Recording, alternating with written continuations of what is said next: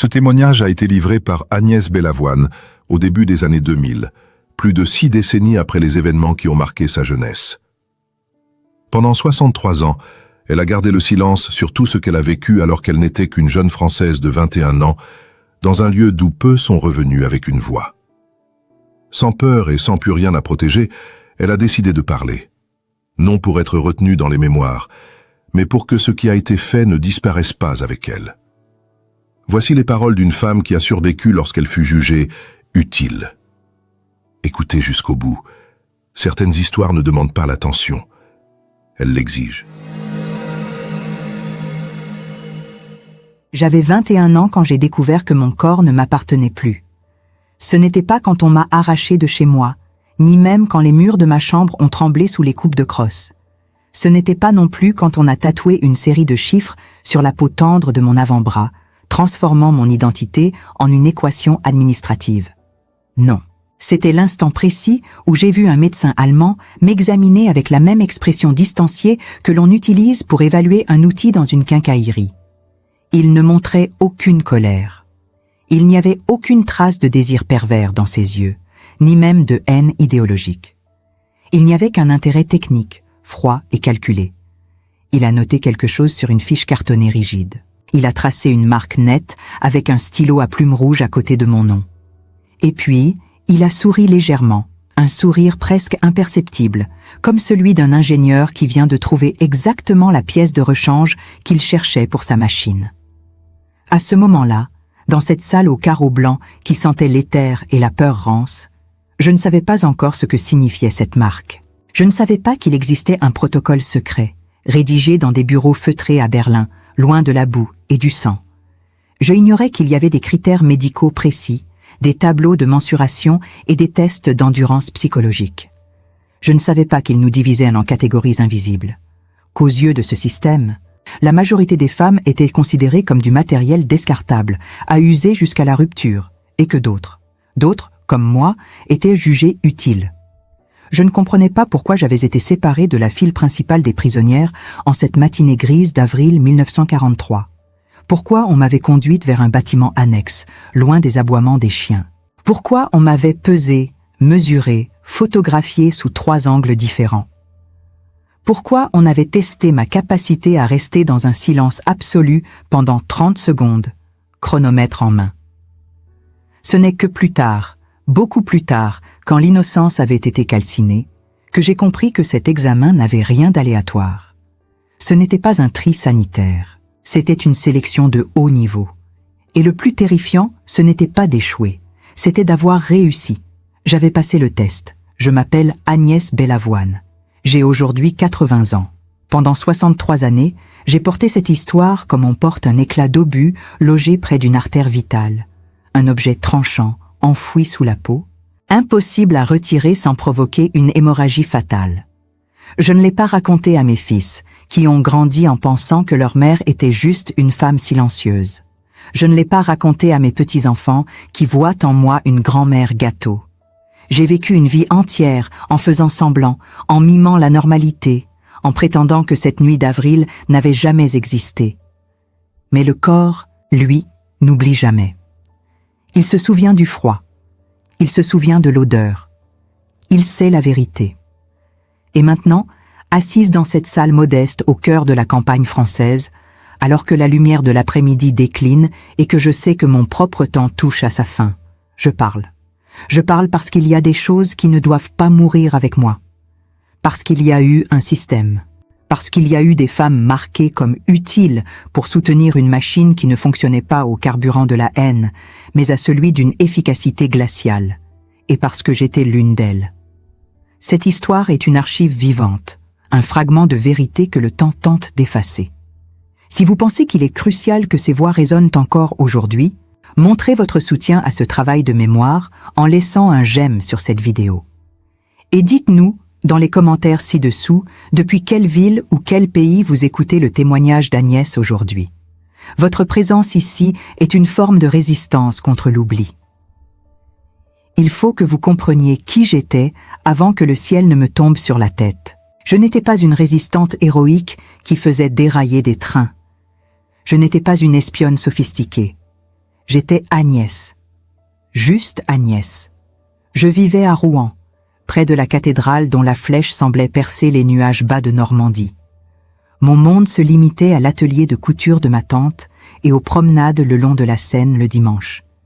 J'aimais l'odeur du pain chaud, le bruit de la pluie sur les toits d'ardoise et les romans bon marché que je lisais en cachette. J'avais des rêves minuscules, ordinaires. Je rêvais d'une robe en soie bleue.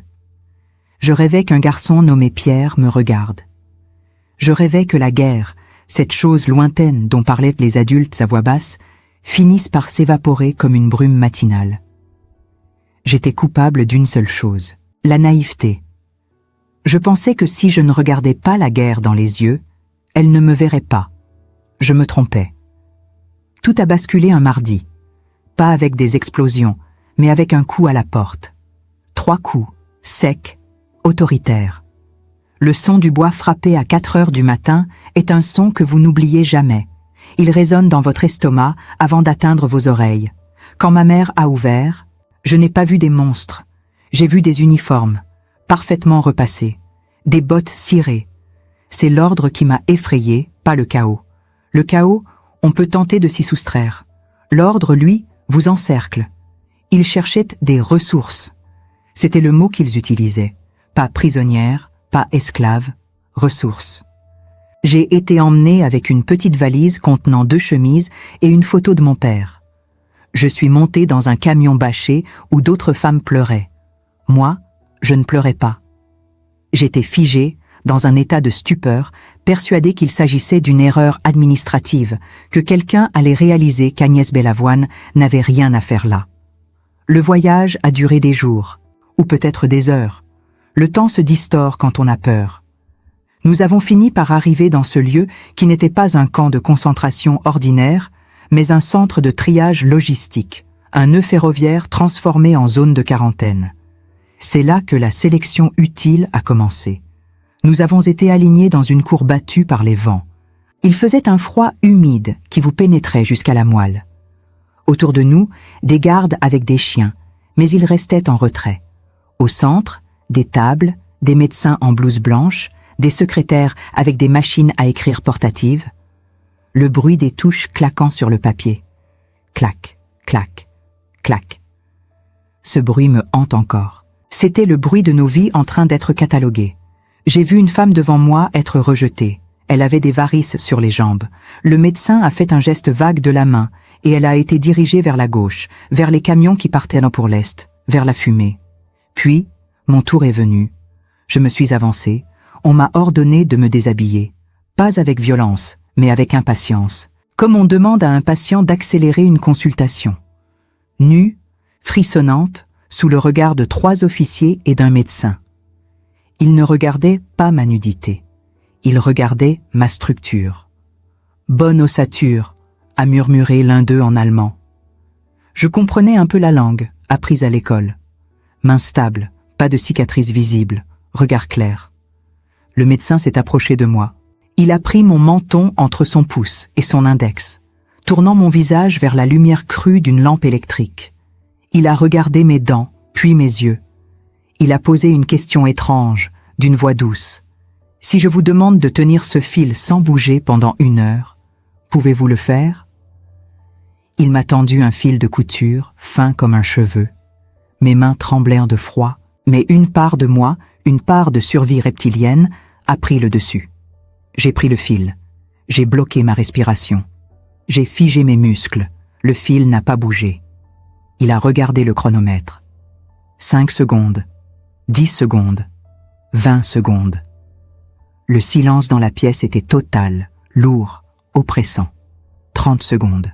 « Gut », a-t-il dit simplement. C'est là qu'il a pris son stylo rouge. J'ai été dirigé vers la droite, vers un petit groupe de femmes qui semblaient toutes jeunes, en bonne santé et terrifiées. Nous n'étions qu'une douzaine sur les centaines arrivées ce jour-là. Nous avons été conduites vers un bâtiment en briques rouges, à l'écart des baraquements en bois. C'était plus propre. Il y avait des vitres aux fenêtres. Cela aurait dû me rassurer. Mais en entrant, j'ai senti une odeur particulière. Pas l'odeur de la mort, qui sent la terre et la pourriture. C'était une odeur chimique, une odeur de laboratoire, de révélateur photographique et d'alcool pur. Et au fond du couloir, j'ai entendu un son. Un bourdonnement mécanique, constant, rythmé. On nous a fait entrer dans une salle d'attente. Une femme en uniforme gris, une auxiliaire, nous a regardés avec un mépris que je ne comprenais pas. Elle nous a dit « Ici, vous n'êtes plus des femmes, vous êtes des composants. Si vous fonctionnez, vous vivez. Si vous tombez en panne, on vous remplace. Est-ce clair ?» Personne n'a répondu. Nous avions perdu notre voix. Elle a distribué des tenues, pas les pyjamas rayés que l'on voit dans les films. C'étaient des blouses. Des blouses de travail, grises, épaisses, boutonnées jusqu'au cou. Comme celles des ouvrières d'usine ou des laborantines. En l'enfilant, j'ai senti que je mettais un linceul. J'ai regardé ma voisine, une fille rousse qui pleurait en silence. Elle avait la même marque rouge sur sa fiche. La porte au fond de la salle s'est ouverte. Le bourdonnement mécanique est devenu plus fort, plus violent. Une lumière blanche, aveuglante, s'échappait de l'intérieur. Le médecin est réapparu. Il a appelé le premier nom, pas le mien, celui de la fille rousse. Elle s'est levée, les jambes chancelantes. Elle a marché vers la lumière. La porte s'est refermée derrière elle. Nous avons attendu. 1 heure, 2 heures. Le bourdonnement continuait. Et puis, soudain, il s'est arrêté. Un silence absolu est retombé. La porte s'est rouverte. Mais la fille rousse n'est pas sortie. C'est l'auxiliaire qui est apparue, tenant la blouse grise de la fille dans ses mains, pliée proprement. Elle a appelé mon nom. Belavoine, à toi. Je me suis levée. Mes jambes ne me portaient plus. C'était la peur qui me poussait en avant. J'ai franchi le seuil. Et ce que j'ai vu de l'autre côté de cette porte n'était pas une salle de torture médiévale. C'était bien pire. C'était une salle de production. Des établis immaculés, des instruments de précision, et des femmes, assises en rang, travaillant avec une concentration terrifiante sur des objets que je ne reconnaissais pas encore. Elles ne m'ont pas regardé. Aucune d'elles n'a levé les yeux. Elles étaient absorbées, fusionnées avec la machine. Le médecin m'a indiqué une chaise vide, devant un microscope, et un plateau rempli de minuscules lentilles de verre. « Assieds-toi », a-t-il ordonné. Aujourd'hui, nous allons voir si tes yeux sont aussi utiles que je le pense. Je me suis assise. J'ai posé mes mains sur le métal froid de l'établi. Et c'est là que j'ai compris. Nous n'étions pas là pour mourir. Nous étions là pour devenir les yeux et les mains de quelque chose de monstrueux. J'étais devenue une pièce maîtresse dans l'engrenage secret du Reich. Et je ne savais pas encore que le prix de cette utilité serait mon humanité. Il ne m'a fallu que 3 jours pour comprendre que l'enfer n'était pas nécessairement un endroit où l'on brûlait. L'enfer pouvait être blanc, immaculé, silencieux et parfaitement tempéré. L'atelier 4B, comme il l'appelait, était une aberration au milieu du camp. Dehors, à quelques centaines de mètres, il y avait la boue, le typhus, les aboiements et la fumée noire qui s'échappaient des cheminées jour et nuit. Mais à l'intérieur de ces murs de briques, le temps semblait suspendu dans une bulle de stérilité terrifiante.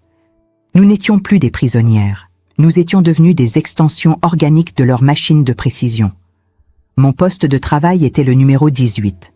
Une chaise en métal, un établi en bois verni, un microscope binoculaire Zeiss et un plateau garni de velours noir. Ma tâche était d'une simplicité trompeuse. Le polissage final et l'assemblage de lentilles optiques destinées au système de visée des bombardiers. On ne nous l'avait pas dit explicitement, bien sûr. Le secret militaire régnait. Mais quand vous passez 12 heures par jour à manipuler des prismes capables de dévier la lumière avec une précision chirurgicale, vous comprenez vite qu'ils ne sont pas destinés à des appareils photo de vacances. Je tenais entre mes doigts, abîmé par les produits chimiques, mais étrangement stable, l'œil du prédateur. Je fabriquais la clarté qui permettrait à un pilote allemand, quelque part au-dessus de Londres ou de Stalingrad, de lâcher sa charge mortelle au bon endroit. C'est là que résidait la véritable torture psychologique. Ce n'était pas la faim, même si nos ventres criaient de famine sous nos blouses grises. La torture, c'était la complicité. Chaque lentille que je validais, chaque verre que je nettoyais jusqu'à ce qu'il soit invisible, était une condamnation à mort pour quelqu'un d'autre, quelque part en Europe. J'étais devenu un rouage vital de la machine qui détruisait mon propre monde. Et pourtant, je polissais, je frottais, je calibrais. Parce que l'alternative était la fenêtre. Pas pour sauter, mais pour regarder dehors, vers la cour de l'appel, où les femmes inutiles s'effondraient d'épuisement dans la neige boueuse avant d'être traînées vers les camions à gaz. La chaleur de l'atelier était notre pot de vin. La survie était notre salaire. Et la culpabilité était le prix à payer. L'atmosphère dans la salle était étouffante de silence. La parole était interdite, sauf pour des questions techniques. Nous étions 30 femmes, penchées sur nos microscopes comme des moines copistes dévoués à une religion de verre et d'acier. Le seul bruit était le ronronnement de la ventilation et le crissement infiniment doux du papier de polissage. Parfois, le superviseur passait. Ce n'était pas un SS avec une cravache. C'était un ingénieur civil, un homme d'une 50aine d'années, avec des lunettes rondes et une odeur de tabac à pipe froid. Il s'appelait RK.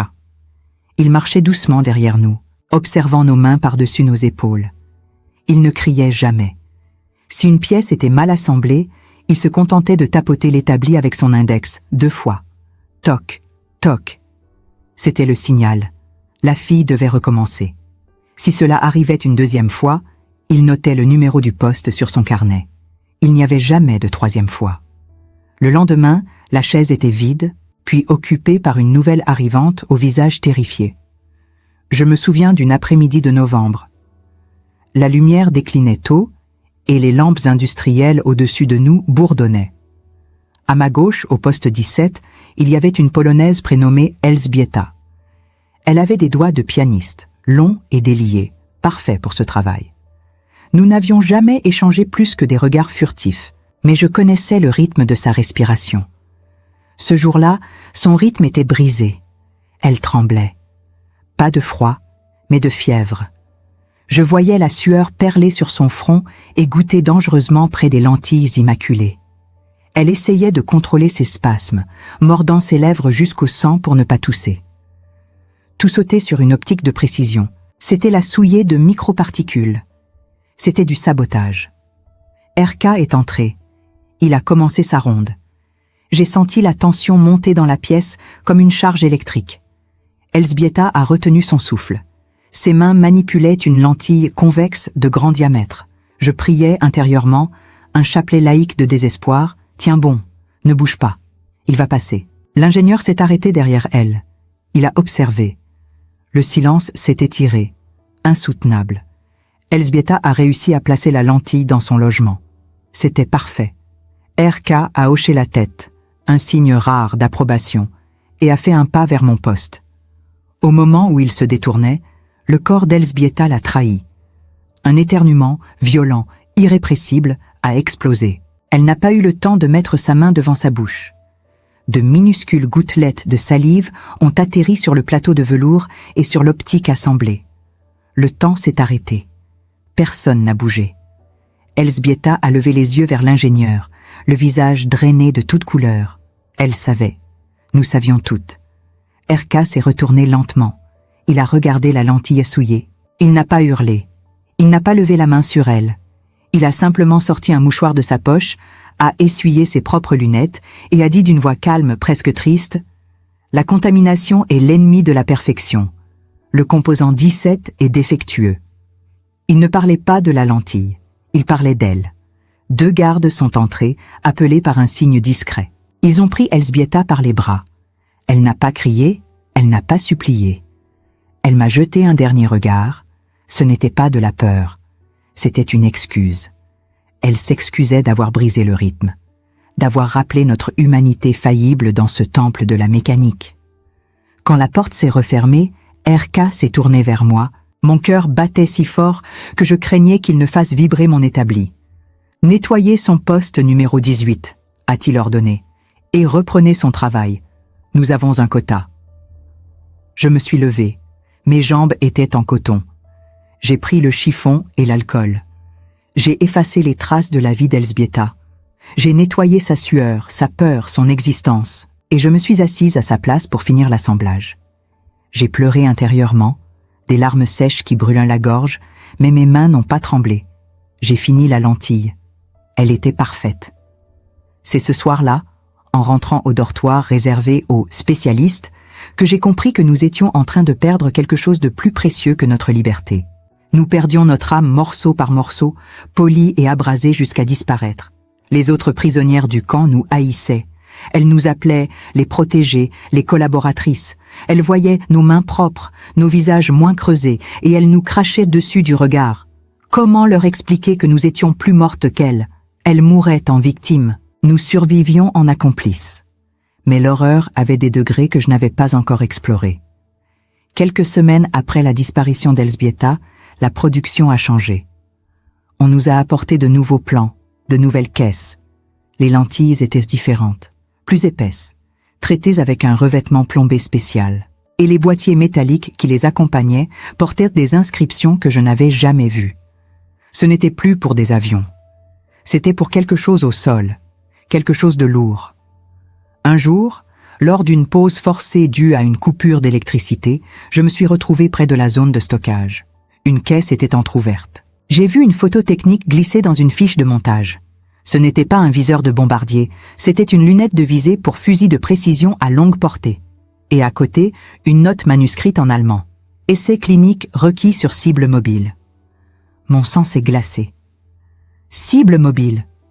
Il ne parlait pas de cibles en carton sur un champ de tir. Je venais de réaliser que les instruments que nous assemblions avec tant de soin n'allaient pas partir sur le front de l'Est.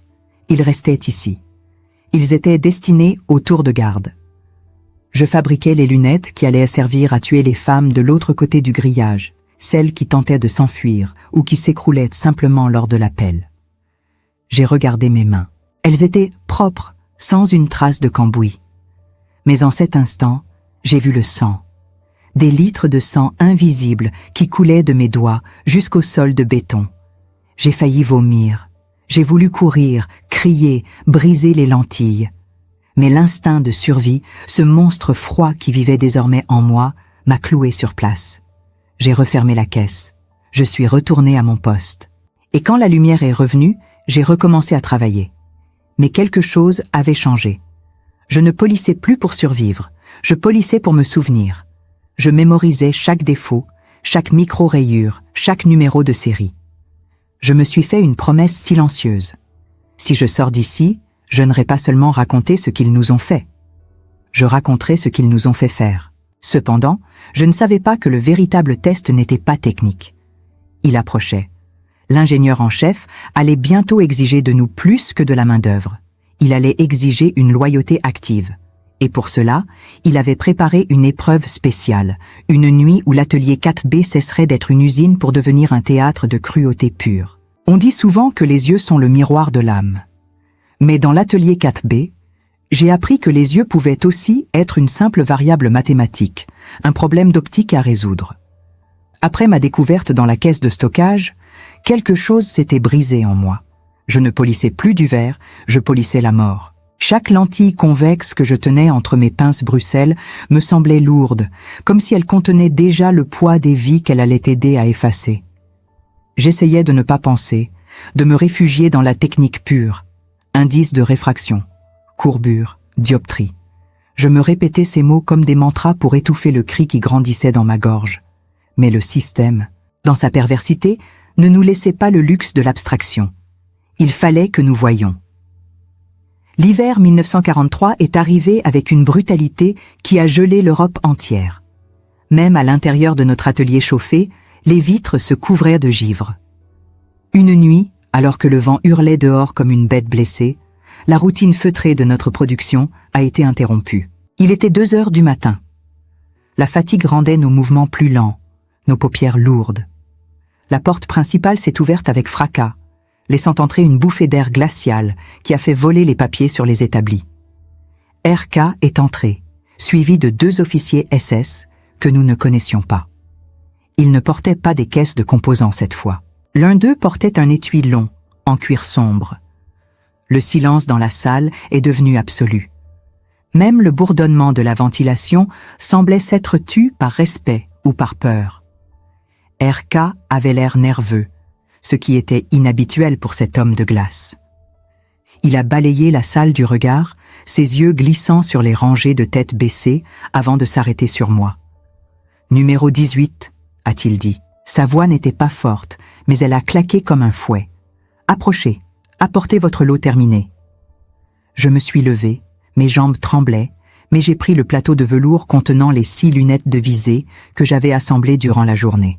Je me suis approché de la grande table centrale, sous la lumière crue des lampes cialytiques. L'officier SS a posé l'étui sur la table et l'a ouvert. À l'intérieur reposait un fusil Mauser Car 98K, mais modifié. Le bois était poli, le canon plus lourd. C'était une arme de tireur d'élite, une arme de chasseur d'hommes. « Montez l'optique », a ordonné l'officier. Il ne m'a pas regardé. Pour lui, j'étais une mécanicienne, pas une personne. RK m'a fait un signe de tête impérieux. J'ai dû prendre l'une de mes lunettes. Mes mains, ces traîtres dociles, savaient exactement quoi faire. J'ai glissé l'optique sur le rail de montage. J'ai serré les vis de fixation avec le tournevis de précision. Clic. Clic. Le bruit du métal contre le métal résonnait dans le silence de mort de l'atelier. L'arme était complète. Elle était belle, d'une beauté obscène et fonctionnelle. Maintenant, le calibrage, a dit l'officier. Il a pris l'arme et s'est dirigé vers la fenêtre du fond, celle qui donnait sur la zone C, la partie du camp où les nouveaux arrivants étaient parqués avant le triage. Il a ouvert la fenêtre. Le froid a envahi la pièce, mordant nos visages. Il a posé le fusil sur un sac de sable posé sur le rebord, le canon pointé vers la nuit. Des projecteurs puissants balayaient la cour extérieure, découpant des cônes de lumière blanche dans l'obscurité. L'officier a collé son œil à la lunette. Il a grogné quelque chose en allemand. « Flou, il y a de l'aberration sur les bords. » Il s'est redressé et m'a pointé du doigt. « Toi, règle ça, tout de suite. » J'ai cru que j'allais m'évanouir. Il me demandait de regarder. Il me demandait de viser. RK m'a poussé doucement vers la fenêtre. « Faites la mise au point 18. Ne nous faites pas perdre de temps. » Je me suis penché sur l'arme. J'ai senti l'odeur de l'huile d'armurerie et du tabac de l'officier. J'ai approché mon œil de l'oculaire en caoutchouc. Et j'ai vu. La qualité de l'optique était parfaite. C'était mon chef-d'œuvre maudit. L'image était d'une clarté cristalline, lumineuse, grossie 4 fois. Dans le cercle de visée, je voyais la cour enneigée. Je voyais les barbelés. Et je voyais un groupe de femmes, à 300 mètres de là, en train de décharger des pierres d'un wagon. Elles étaient en haillons, des squelettes vivants qui bougeaient au ralenti. Grâce à la lunette, je pouvais voir des détails intimes, terrifiants. Je voyais la vapeur sortir de leur bouche. Je voyais les plaies sur leurs mains nues. Je voyais la terreur dans leurs yeux quand un garde levait la voix. « Eh bien ?» a aboyé l'officier. « La parallaxe ?» J'avais la main sur la molette de réglage. Je voyais le réticule noir, cette croix fine, se superposer sur le dos d'une vieille femme qui trébuchait dans la neige. J'étais connecté à elle par ce tube de métal et de verre. Si je réglais la netteté, je la condamnais. Si je prétendais que l'optique était défectueuse, je signais mon propre arrêt de mort et celui de mes compagnes d'atelier. C'était le dilemme ultime du diable, l'excellence technique au service du mal absolu. J'ai senti une larme, une seule, couler le long de ma joue. Elle a gelé avant d'atteindre mon menton. J'ai tourné la molette. Doucement. L'image est devenue encore plus nette. Je pouvais distinguer les flocons de neige sur les épaules de la prisonnière. Je pouvais voir qu'elle n'avait pas de chaussures, juste des chiffons entourés de ficelles. J'ai rendu son image parfaite pour le tueur. « C'est net », ai-je chuchoté. Ma voix était morte. L'officier m'a repoussé brutalement. Il a repris sa place. Il a visé. J'ai fermé les yeux. J'ai prié pour qu'il ne tire pas. J'ai prié pour qu'il vérifie juste le matériel. Bang! Le coup de feu a été assourdissant dans l'espace clos. L'odeur de la poudre brûlée a remplacé l'odeur stérile de l'atelier. Je n'ai pas rouvert les yeux, mais j'ai entendu le rire de l'officier. « Perfect », a-t-il dit. « Du bon travail ». Il a démonté la lunette, l'a remise dans le velours.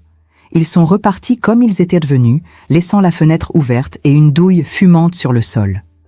RK a refermé la fenêtre sans un mot. Il s'est tourné vers nous, vers moi qui étais pétrifié, agrippé au rebord de la table pour ne pas tomber. « La production continue », a-t-il dit. « Nettoyez cette douille. » Je suis retourné à ma place. J'ai repris mes outils. Mais à partir de cette nuit-là, quelque chose a changé dans l'atelier 4B. Nous ne nous regardions plus. Nous savions toutes. Nous n'étions pas seulement des esclaves. Nous étions les yeux du monstre. J'avais aidé à tuer cette femme inconnue, aussi sûrement que si j'avais appuyé sur la détente. La culpabilité est devenue une seconde peau, lourde, collante, étouffante.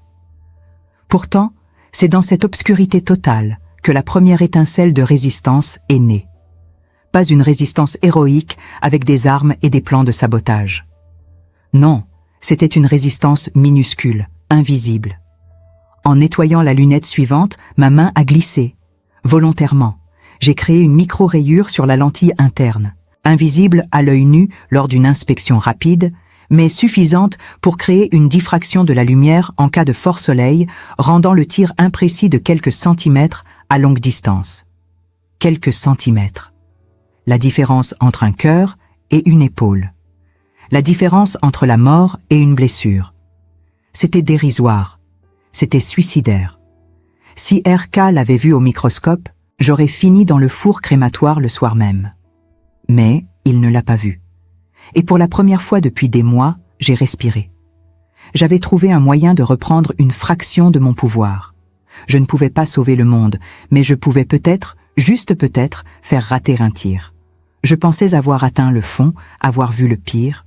Je me trompais encore. Le véritable but de l'atelier 4B n'était pas seulement de produire des armes. C'était un incubateur pour un projet beaucoup plus sombre, un projet qui nécessitait non seulement nos mains, mais nos corps entiers. Quelques semaines plus tard, l'ordre est arrivé. Ils n'avaient plus besoin de 30 techniciennes. Ils avaient besoin de 5 sujets pour tester la résistance de l'œil humain aux nouvelles drogues de vision nocturne. Et mon nom était le premier sur la liste. On m'a retiré ma blouse d'ouvrière pour me donner une chemise d'hôpital en coton rêche, ouverte dans le dos. Je n'étais plus le numéro 18, la technicienne aux mains d'or. J'étais devenu le sujet 18, un amas de cellules et de nerfs à la disposition de la science du Reich. Le transfert vers le bloc médical s'est fait sous une pluie battante, une eau noire qui semblait vouloir laver le monde, mais qui ne faisait qu'étaler la boue. En entrant dans ce bâtiment, l'odeur a changé. Ce n'était plus l'huile et le métal. C'était une odeur sucrée, écœurante, un mélange d'éther, de sang coagulé et de peur animale. Si l'atelier était le cerveau du camp, ici, c'en étaient les entrailles. On nous a conduites, les 5 sélectionnées, dans une salle sans fenêtre, peinte en vert pâle. Il y avait des chaises de dentiste avec des sangles en cuir aux accoudoirs et aux appuis-têtes. Un nouveau médecin nous attendait. Il ne ressemblait pas à l'ingénieur froid de l'atelier. Celui-ci était jeune, trop jeune, avec un visage lisse et des yeux brillants d'une curiosité fanatique. Il nous a expliqué, avec la pédagogie d'un professeur d'école, que le Führer exigeait des soldats capables de combattre la nuit aussi efficacement qu'en plein jour. « L'obscurité est l'ennemi, disait-il. Nous allons la vaincre, et vous allez nous montrer le chemin. » Ils m'ont attaché sur la chaise. Les sangles serraient mes poignets jusqu'à couper la circulation, mais je ne sentais presque rien. J'étais parti ailleurs, loin, dans un coin reculé de mon esprit où je cultivais encore des roses. Le médecin s'est penché sur moi. Il tenait une pipette remplie d'un liquide ambré, visqueux. « Ouvrez grand », a-t-il murmuré. Une assistante a maintenu mes paupières écartées avec des écarteurs en métal froid. Je ne pouvais plus cligner des yeux. J'étais forcé de regarder le plafond, la lampe, le visage du bourreau. La première goutte a touché ma cornée comme une braise incandescente. Ce n'était pas un liquide, c'était du feu liquide. J'ai voulu hurler, mais le cri est resté coincé dans ma gorge, étouffé par une boule de coton qu'il m'avait enfoncée dans la bouche.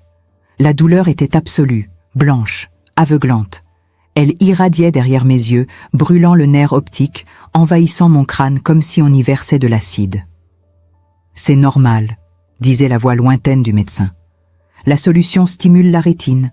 Elle force la dilatation permanente. N'essayez pas de fermer les yeux. » Pendant des heures, ou peut-être des jours, je suis resté dans cet état de torture sensorielle. Ils nous ont enfermés dans ce qu'ils appelaient la chambre noire. C'était une pièce totalement hermétique à la lumière, capitonnée. Nous étions toutes les 5 là-dedans, aveugles dans le noir, gémissant de douleur, nos yeux incapables de se fermer à cause de l'inflammation. La drogue faisait effet. Mes pupilles étaient dilatées au maximum, absorbant la moindre particule de lumière inexistante. Et c'est là que les hallucinations ont commencé. Le produit ne se contentait pas d'ouvrir l'œil, il ouvrait l'esprit. Dans le noir absolu, j'ai commencé à voir. Je voyais des formes géométriques flotter devant moi, des fractales de couleurs néon qui pulsaient au rythme de mon cœur affolé. Puis, les formes sont devenues des visages. J'ai vu ma mère, j'ai vu Pierre, j'ai vu la femme que j'avais visée avec la lunette du fusil. Elle me regardait avec ses yeux vides et elle souriait. « Tu vois maintenant, Agnès ?» semblait-elle dire. « Tu vois ce que nous voyons. » Je grattais le sol avec mes ongles jusqu'à les casser, essayant de trouver un ancrage dans la réalité, mais la réalité avait fondu. Le test a duré une éternité. Régulièrement, la porte s'ouvrait, laissant entrer un ray de lumière qui nous frappait comme un coup de poignard dans nos yeux hypersensibles. Le médecin entrait avec une lampe de poche à très faible intensité. Il projetait des lettres minuscules sur le mur, des cartes, des photos de reconnaissance aérienne. « Lisez », ordonnait-il. Et le pire, l'insoutenable, c'est que je pouvais lire. Je voyais dans le noir. Je voyais les grains du papier. Je voyais la poussière en suspension. Mon humanité avait été piratée pour faire de moi un chat de gouttière, un monstre nocturne. À chaque bonne réponse, il notait. À chaque mauvaise réponse, il augmentait la dose. Une de mes camarades, une jeune Belge nommée Claire, n'a pas supporté. Son esprit a craqué avant ses yeux. Elle s'est mise à hurler qu'elle voyait le diable dans le coin de la pièce. Elle hurlait sans discontinuer, un son brut, animal. Le médecin a soupiré, agacé par ce manque de discipline. Il a fait un signe. 2 gardes l'ont emmenée. Je l'entendais encore crier dans le couloir. Puis un silence brutal est retombé. Je savais que je ne la reverrais plus. Nous n'étions plus que 4. Mes yeux saignaient, littéralement. Des larmes de sang et de pus coulaient sur mes joues, mais je continuais à déchiffrer leur code dans l'obscurité. Je le faisais parce qu'une voix intérieure, celle de la survie, me chuchotait. Si tu deviens aveugle, tu deviens inutile. Si tu es inutile, tu es morte. Alors j'ai forcé ma vision. J'ai forcé mes yeux brûlés à faire la mise au point sur l'horreur. J'ai appris à vivre dans le noir, à devenir une créature de l'ombre. Mais dehors, le monde changeait. Nous étions au début de 1944. Les murs de la chambre noire tremblaient de plus en plus souvent. Au début, nous pensions que c'était l'effet des drogues. Mais les vibrations étaient réelles. C'étaient les bombes. Les alliés approchaient.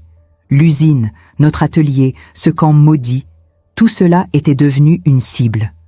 Pour les Allemands, cela signifiait l'urgence. La panique commençait à s'infiltrer dans leur discipline de fer. Les tests sont devenus plus brutaux, plus rapides. Ils voulaient des résultats avant que le ciel ne leur tombe sur la tête. Un matin, après une séance particulièrement atroce, le médecin m'a regardé de près.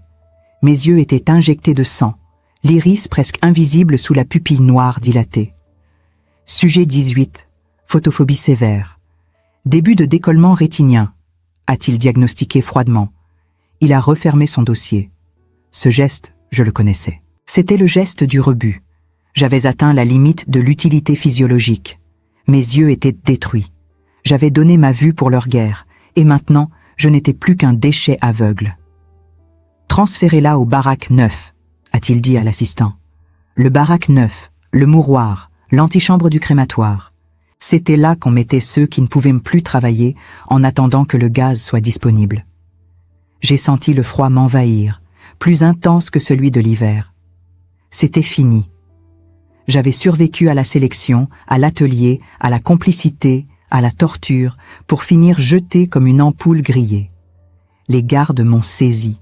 Je ne voyais presque rien. La lumière du jour était une agression insupportable qui transformait le monde en un brasier blanc et flou. Je trébuchais. Ils me traînaient. Mais alors que nous traversions la cour, le ciel s'est déchiré. Pas par la pluie, mais par le rugissement des moteurs.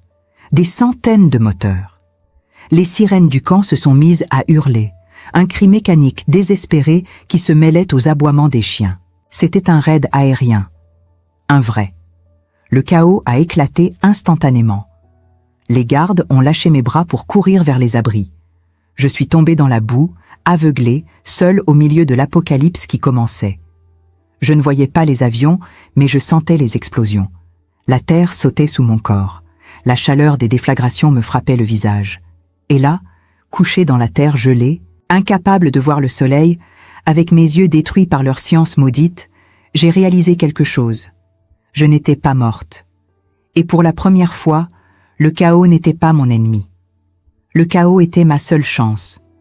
Je devais me lever. Je devais courir, même si je ne savais pas vers où.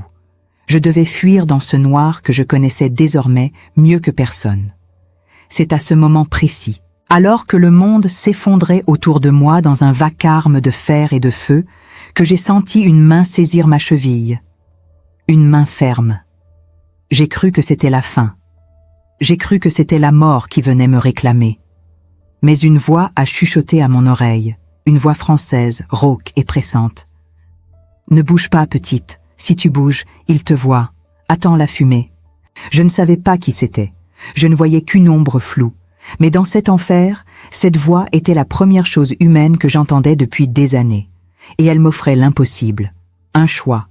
C'est compris. Voici le 5e et dernier chapitre, le dénouement de cette tragédie. C'est le moment de la résolution, non pas comme une victoire éclatante, mais comme une survie douloureuse.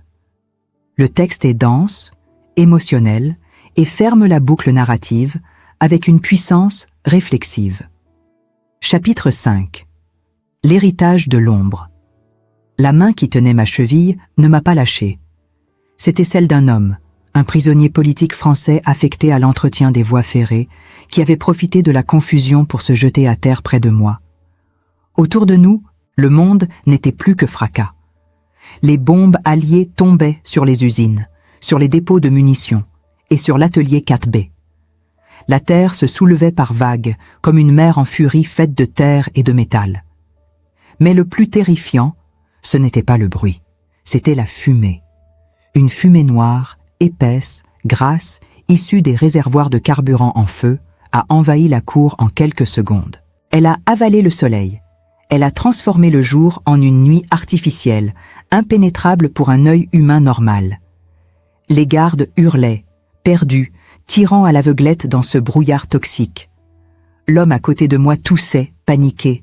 « On est piégés », a-t-il râlé. « Je ne vois pas à 1 mètre.